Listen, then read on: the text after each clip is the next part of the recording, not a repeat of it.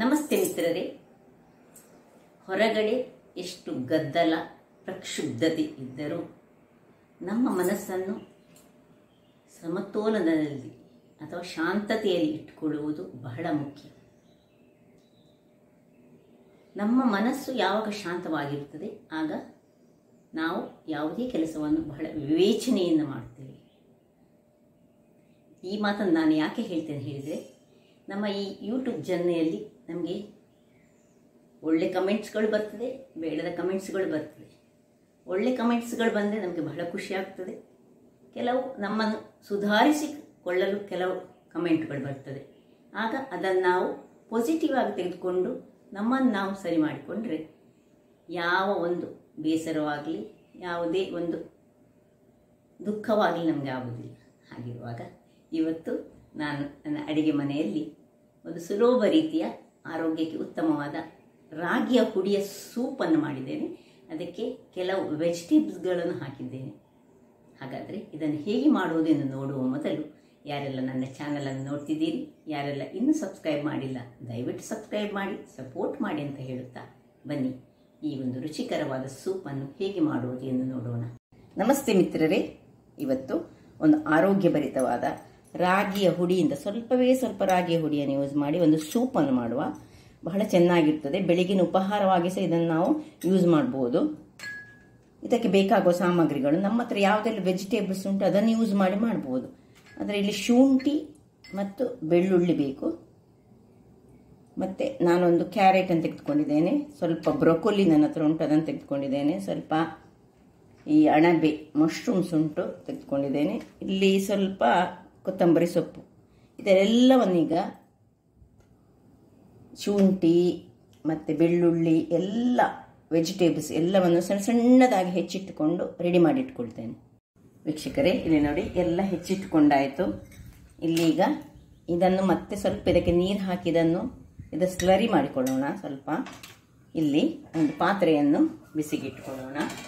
ಅದಕ್ಕೆ ಸ್ವಲ್ಪ ಬೆಣ್ಣೆಯನ್ನು ಹಾಕೊಳ್ಳೋಣ.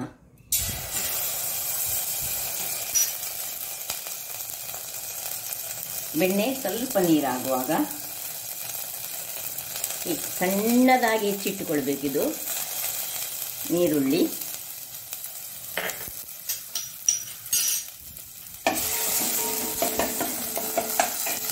ಸಣ್ಣದಾಗಿ ಹೆಚ್ಚಿಟ್ಟುಕೊಂಡಂತಹ ನೋಡಿ ಸಣ್ಣದು ಬೆಳ್ಳುಳ್ಳಿ ಮತ್ತು ಶುಂಠಿ ಎಲ್ಲವನ್ನು ಹಾಕ್ಕೊಂಡು ಸ್ವಲ್ಪ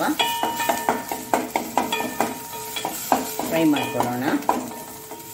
ಅಂದರೆ ಕಂದು ಬಣ್ಣಕ್ಕಿಲ್ಲ, ಸ್ವಲ್ಪ ಅದರದ್ದು ನೀರುಳ್ಳಿಯ ಮತ್ತು ಬೆಳ್ಳುಳ್ಳಿಯ ಬಣ್ಣ ಸ್ವಲ್ಪ ಚೇಂಜ್ ಆಗುವಾಗ ಉಳಿದ ವೆಜಿಟೇಬಲ್ಸ್ ನೀವು ಬೇಕಿದ್ರೆ, ಈಗ ನಾನಿಲ್ಲಿ ಖಾಲಿ ಕೆಲವೇ ವೆಜಿಟೇಬಲ್ಸ್ಗಳನ್ನು ತೆಗೆದುಕೊಂಡಿದ್ದೇವೆ. ನೀವು ಕಾರ್ನ್ ಸಹ ತೆಗೆದುಕೊಳ್ಬೋದು ಅಥವಾ ಬೇರೆ ಯಾವುದೇ ಸ್ಪ್ರಿಂಗ್ ಆನಿಯನ್ಸ್ ತೆಗೆದುಕೊಳ್ಬೋದು. ಆನಿಯನ್ ಬದಲು ಸ್ಪ್ರಿಂಗ್ ಆನಿಯನ್ ಯೂಸ್ ಮಾಡ್ಬೋದು. ಈಗ ನೋಡಿ ನಾನು ಸ್ವಲ್ಪ ಬ್ರೊಕೊಲಿಯನ್ನು ಇದರಲ್ಲಿ ಹಾಕ್ಕೊಳ್ತಿದ್ದೇನೆ. ಸಣ್ಣದಾಗಿ ಹೆಚ್ಚಿಟ್ಟುಕೊಳ್ಳಿ. ಆದಷ್ಟು ಬ್ರೊಕೊಲಿ ಅಂತ ಚೆನ್ನಾಗಿ ಉಪ್ಪು ನೀರಿನಲ್ಲಿ ಸ್ವಲ್ಪ ಹೊತ್ತು ಹಾಕಿಟ್ಟು ಅಥವಾ ಬಿಸಿ ನೀರಿನಲ್ಲಿ ಹಾಕಿಟ್ಟು ಮಾಡಿಕೊಳ್ಳಿ. ಇನ್ನು ಕ್ಯಾರೆಟನ್ನು ಹಾಕ್ಕೊಳ್ತಿದ್ದೇನೆ. ನೋಡಿ ಹೇಗೆ ಕ್ಯಾರೆಟನ್ನು ತುರಿದುಕೊಂಡಿದ್ದೇನೆ ನಾನು. ಇದೆಲ್ಲ ಹೆಲ್ದಿ ಸೂಪ್ಗಳನ್ನು ಬೆಳಗಿನ ಹೊತ್ತಲ್ಲಿ ನಾವು ಕುಡಿದ್ರೆ ಮತ್ತು ಬ್ರೇಕ್ಫಾಸ್ಟ್ ತುಂಬ ಏನು ಮಾಡಬೇಕಂತಸಿಲ್ಲ ಬೇರೆ ಏನು ತಿನ್ಬೇಕು. ಇನ್ನು ಈ ಉಳಿದ ಮಶ್ರೂಮ್ಸ್ ಎಲ್ಲವನ್ನು ಸಹ ಹಾಕ್ಕೊಳ್ತಿದ್ದೇನೆ. ಇದು ಬೆಣ್ಣೆ ಸ್ವಲ್ಪ ಹಾಕೊಂಡ್ರೆ ಸಾಕು, ತುಂಬ ಹಾಕೊಳ್ಬೇಕಂತಿಲ್ಲ. ಇದರಲ್ಲಿ ಸ್ವಲ್ಪ ಹೀಗೆ ಫ್ರೈ ಆಗಲಿದ್ದು ಸ್ವಲ್ಪ ಇಷ್ಟು ಫ್ರೈ ಆಗುವಾಗ ವೀಕ್ಷಕರೇ ಸ್ವಲ್ಪ ಉಪ್ಪನ್ನು ಇದಕ್ಕೆ ಹಾಕೊಳ್ಳೋಣ. ಸ್ವಲ್ಪ ಸಾಕು. ಇನ್ನು ಈ ಪೆಪ್ಪರ್ ಕಾರ್ನನ್ನು ಸ್ವಲ್ಪ ಗುದ್ದಿಕೊಂಡು ಒಂದು 10 ಪೆಪ್ಪರ್ ಕಾರ್ನ್ಗಳನ್ನು ಗುದ್ದಿಕೊಂಡು ಪೌಡರ್, ಇಲ್ಲದಿದ್ದರೆ ಪೆಪ್ಪರ್ ಪುಡಿ ಸಾಕ್ತದೆ, ಹೇಗೆ ಸಾಕ್ತದೆ. ಅಥವಾ ನೀವು ಕಾಯಿ ಮೆಣಸು ಹಾಕ್ಕೊಳ್ಬೋದು ಅಥವಾ ಈ ಬೆಲ್ ಪೆಪ್ಪರ್ಗಳನ್ನು ಯೂಸ್ ಮಾಡ್ಬೋದು. ರೆಡ್ ಮತ್ತು ಯೆಲ್ಲೋ ಗ್ರೀನ್ ಬರ್ತದಲ್ಲ ಅವುಗಳನ್ನು ಸಹ ಯೂಸ್ ಮಾಡ್ಬೋದು. ಈಗ ಈ ಹೊತ್ತಲ್ಲಿ ಇದನ್ನು ಹಾಕೊಳ್ಳೋಣ.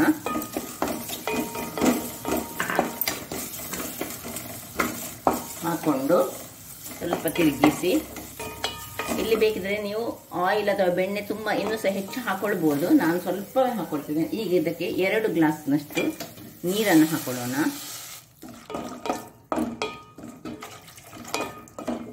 ಹಾಕೊಂಡು ಇದನ್ನೊಂದು ಕುದಿ ಬರಲಿಕ್ಕೆ ಬಿಡೋಣ. ನೋಡಿ, ಇದು 2 ಲೋಟಗಳಷ್ಟು ನೀರಾಯಿತು. ಈಗ ಇಷ್ಟ ಆಗುವಾಗ ನೋಡಿ, ಇದನ್ನು ಮುಚ್ಚಳವನ್ನು ಮುಚ್ಚಿ ಇದನ್ನು ಒಂದು ಒಳ್ಳೆ ಕುದಿ ಬರಲು ಬಿಡೋಣ. ಇಲ್ಲಿ ಇದು ಕುದಿತಾ ಇರುವಾಗ ಇಲ್ಲಿ ನಾವು ಇದರ ಒಂದು ಸ್ಲರಿಯನ್ನು ರೆಡಿ ಮಾಡಿಕೊಳ್ಳೋಣ. ನೋಡಿ, 2 ಚಮಚದಷ್ಟು ನಾನು ಈ ರಾಗಿ ಹುಡಿಯನ್ನು ತೆಗೆದುಕೊಂಡಿದ್ದೇನೆ. ಅದಕ್ಕೆ ಸ್ವಲ್ಪ ನೀರನ್ನು ಹಾಕೊಂಡು ಇದನ್ನು ಒಳ್ಳೆ ತೆಳುವಾಗಿ ಕಲಡಿಸಿಕೊಳ್ತೇನೆ. ವೀಕ್ಷಕರೇ, ಇಲ್ಲಿ ನೋಡಿ ಇಷ್ಟು ತೆಳುವಾಗಿ ಮಾಡಬೇಕು. ಇದರಲ್ಲಿ 2 ಚಮಚ ಇರೋದು. ಸರಿ ತೆಳು ಮಾಡಿಕೊಂಡು ಈಗ ಇಲ್ಲಿ ನೋಡಿ ಕುದಿತಾ ಇರುವ ಇದಕ್ಕೆ ನಾವಿದನ್ನು ಈಗ ಕೊಯ್ದುಕೊಳ್ಳೋಣ. ಕೂಡಲೇ ಚೆನ್ನಾಗಿ ತಿರುಗಿಸಿಕೊಳ್ಬೇಕು.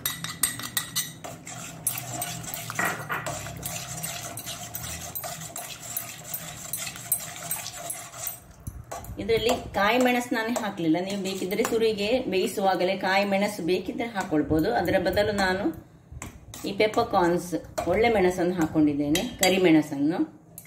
ಹೀಗೆ ಒಳ್ಳೆ ತಿರುಗಿಸ್ಕೊಳ್ಳೋಣ. ಹೀಗೆ ಚೆನ್ನಾಗಿ ತಿರುಗಿಸ್ಕೊಳ್ಳಿ. ಅದು ದಪ್ಪ ಆಗುವಾಗ ಬೇಕಿದ್ರೆ ಹೆಚ್ಚು ದಪ್ಪ ಬೇಕಿದ್ರೆ ಸ್ವಲ್ಪ ನೀರನ್ನು ಹಾಕೊಳ್ಬೋದು.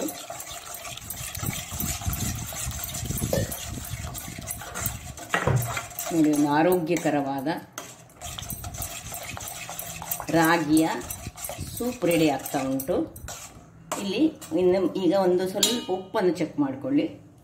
ಸ್ವಲ್ಪ ಉಪ್ಪಿದ್ರೆ ಸಾಕಾಗ್ತದೆ, ತುಂಬ ಉಪ್ಪು ಸಹ ಹಾಕೊಳ್ಳಿಕ್ಕೆ ಹೋಗಬೇಡಿ. ಖಾರ ಸಹ ಕರಿಮೆಣಸು ಬೇಕಿದ್ರೆ ಸ್ವಲ್ಪ ಖಾರ ಹೆಚ್ಚು ಬೇಕಿದ್ರೆ ಹೆಚ್ಚು ಹಾಕೊಳ್ಬೋದು. ನನ್ನ ಪ್ರಕಾರ 2 ಲೋಟಕ್ಕಿದ್ದು 2 ಬೌಲಿಗೆ 10 ಕರಿಮೆಣಸು ಸಾಕಾಗ್ತದೆ. ಹೀಗೆ ಸ್ವಲ್ಪ ಹೊತ್ತು ತಿರುಗಿಸ್ತಾ ಇದ್ದು ಒಂದು 5 ನಿಮಿಷ ಹೀಗೆ ತಿರುಗಿಸಿ ಮತ್ತೆ ಆಫ್ ಮಾಡಿಕೊಳ್ಳೋದು. ಒಂದು ಕುದಿ ಬಂದ ಕೂಡಲೇ ಆಫ್. ನೋಡಿ ವೀಕ್ಷಕರೇ, ಸ್ವಲ್ಪ ಇಷ್ಟಕ್ಕೆ ದಪ್ಪ ಬರುವಾಗ ಇನ್ನೂ ಸಹ ನಿಮಗೆ ನೀರು ಬೇಕಿದ್ರೆ ನೀರು ಮಾಡ್ಕೊಳ್ಬೋದು, ಅಥವಾ ಇದಕ್ಕಿಂತ ಕಡಿಮೆ 1 ಸ್ಪೂನ್ನಲ್ಲಿ ಹಾಕಿ ಸಹ ನೀವು ಮಾಡ್ಬೋದು ರಾಗಿ ಹಿಟ್ಟನ್ನು. ದಪ್ಪ ಸ್ವಲ್ಪ ಅಂದರೆ ಬ್ರೇಕ್ಫಾಸ್ಟ್ ಯಾರು ಮತ್ತೆ ಮಾಡುವುದಿಲ್ಲ ಅಂತವರು ಒಂದು ಸ್ವಲ್ಪ ಇಷ್ಟು ದಪ್ಪದಲ್ಲಿ ಸೂಪನ್ನು ಕುಡಿಯಿರಿ. ಇಲ್ಲದಿದ್ದರೆ ಇನ್ನೂ ಸಹ ಸ್ವಲ್ಪ ನೀರನ್ನು ಹಾಕೊಳ್ಬೋದು. ಈಗ ಆಫ್ ಮಾಡ್ಕೊಳ್ತಿದ್ದೇನೆ. ಇನ್ನು ಸರ್ವ್ ಮಾಡ್ಕೊಳ್ಳೋಣ. ಅದರ ಮೊದಲು ಸ್ವಲ್ಪ ಕೊತ್ತಂಬರಿ ಸೊಪ್ಪನ್ನು ಇದರಲ್ಲಿ ಹಾಕೊಳ್ತಿದ್ದೇನೆ. ಹಾಕೊಂಡು ಅದರಲ್ಲಿ ಸ್ವಲ್ಪ ಅದು ಆಫ್ ಮಾಡಿದ ಮೇಲೆ ಕೊತ್ತಂಬರಿ ಸೊಪ್ಪನ್ನು ಹಾಕೊಳ್ಬೇಕು. ಇನ್ನು ಸರ್ವ್ ಮಾಡೋಣ.